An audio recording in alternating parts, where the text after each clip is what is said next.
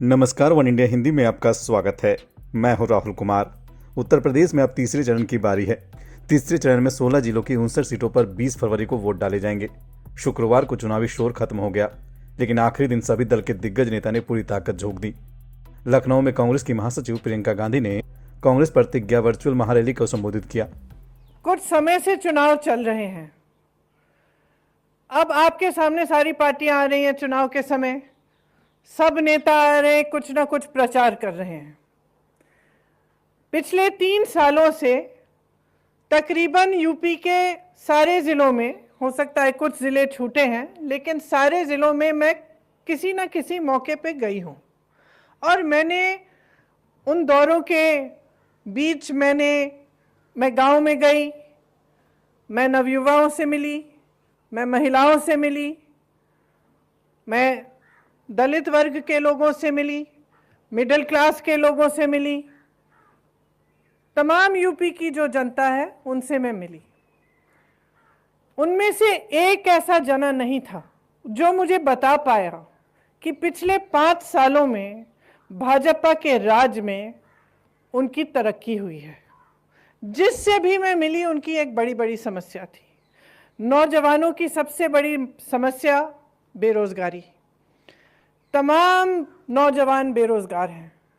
किसी भी शहर में जाएं, पढ़े लिखे बच्चे हैं, आप जैसे माता पिता ने उनको मेहनत से अपने खून पसीने से कमाकर उनको पढ़ाया।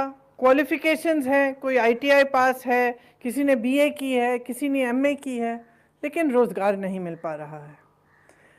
इस तरह से किसानों से मिली।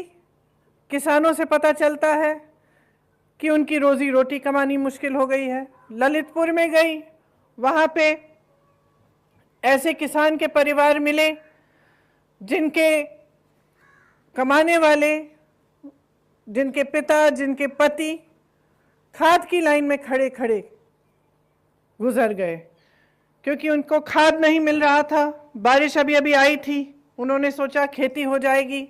खाद की लाइन में, खाद वितरण केंद्र में गए, खाद की लाइन में खड़े हुए। डर लगा कि घर चले जाएंगे खाना खाने या थोड़ा सा आराम करने तो खाद नहीं मिलेगी, तो घर नहीं गए।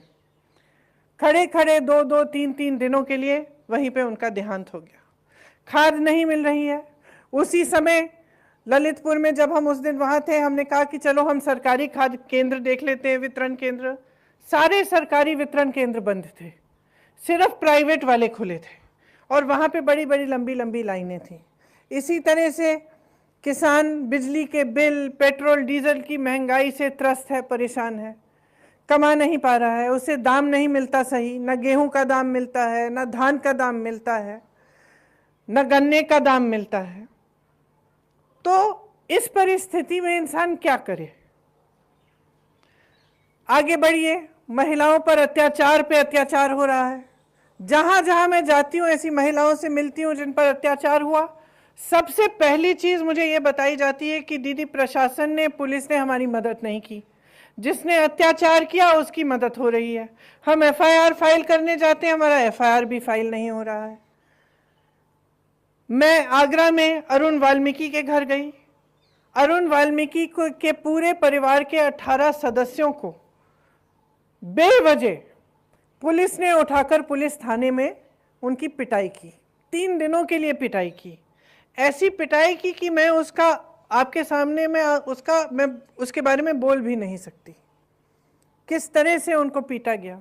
उनकी पत्नी, जिनका 1 महीने का बेटा था, का बच्चा था, उनको भी पीटा गया बेरहमी से। अरुण वाल्मीकि की मृत्यु हो गई। तो जो स्थिति है, जो परिस्थितियां हैं, वो आप सब देख रहे हैं। मुझे बताने की भी ज़रूरत नहीं है क्योंकि आप जी रहे हैं उनको। सुबह उठते हैं, कमाने की कोशिश करते हैं, रोजी रोटी नहीं कमा पाते, नौकरी नहीं मिल रही है, अत्याचार पर अत्याचार हो रहा है, महंगाई हो रही है और कोई सुनवाई कहीं नहीं है।